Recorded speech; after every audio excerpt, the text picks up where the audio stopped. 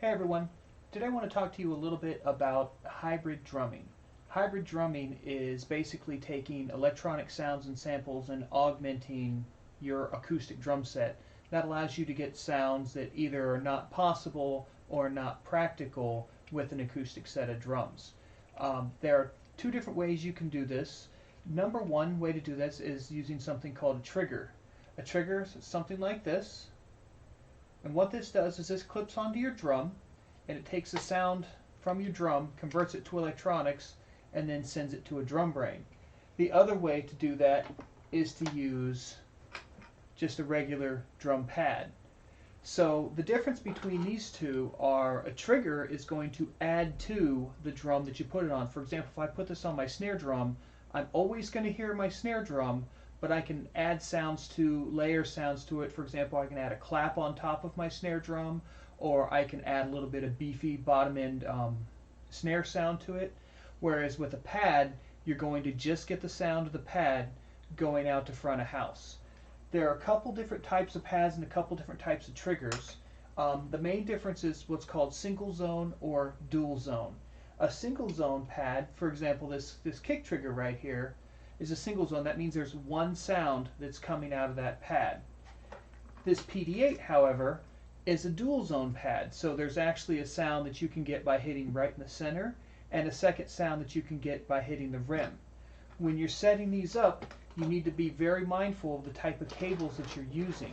If you have a single zone pad, it doesn't matter. You can use a standard, just regular, good old-fashioned instrument cable. But if you are using a dual zone pad, you want to make sure you're using a stereo instrument cable.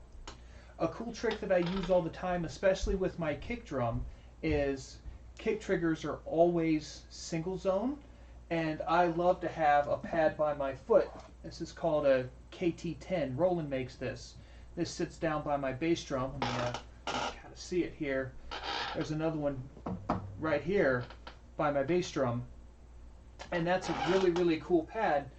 But rather than run two cables, one to the bass drum and one to the trigger, I use this cable. It's called a splitter cable. So on one side, you've got a stereo cable, and on the other side, it actually splits to two mono. They're red and blue.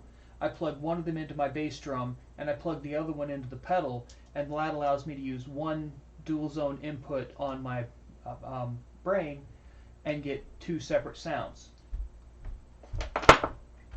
The other type of trigger I use that's kind of special, and it goes against everything I just said, is this BT1 bar trigger from Roland.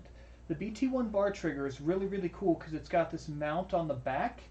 It allows you to hook it directly to a drum or to another drum pad and basically add an auxiliary sound to it without sounding that drum. So I have one of these on my snare, and I have a couple more actually on a pad to the left as an auxiliary snare. These are dual zone pads, but they only have one sound because they have a really cool feature in them. They use that second zone as kind of like a test signal. It will not sound unless you actually hit the top of this. So, for example, if you mount this PD-8 onto your hi-hat and you've got your settings a little off, when you hit your hi-hat, it will actually shake this pad and it will trigger the sound. This pad will not do that. But the sacrifice that you make is you can't use dual zone. You only get one sound per. So let's take a real quick look at the setup that I'm currently running. Starting from left to right, on the left I have a PD-120. This is just a snare pad, so it's dual zone. You have the head, and you have the rim sound over here. And then I have two of those BT1 triggers, one here on the left and one here on the right. So again, I have a total of 4 sounds over here on my left.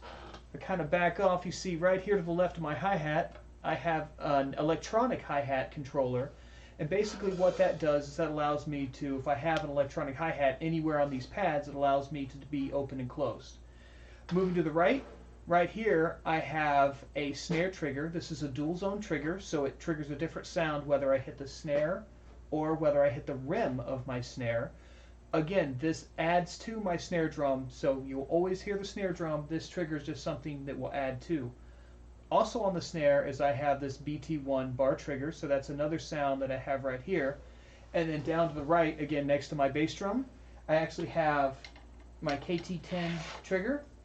And then if you can kind of see it right here, there is a bass drum trigger attached to the bass drum right here. And you can kind of see my, this is actually the TM-6 Pro. Over here is the module that I'm currently using. So let's just give a quick listen to how this sounds. I'm going to start with basically the module off, so just the pad sounds, and I'm going to add the module in to add some kind of beefiness to my bass drum and maybe a little bit of bottom end to my snare drum.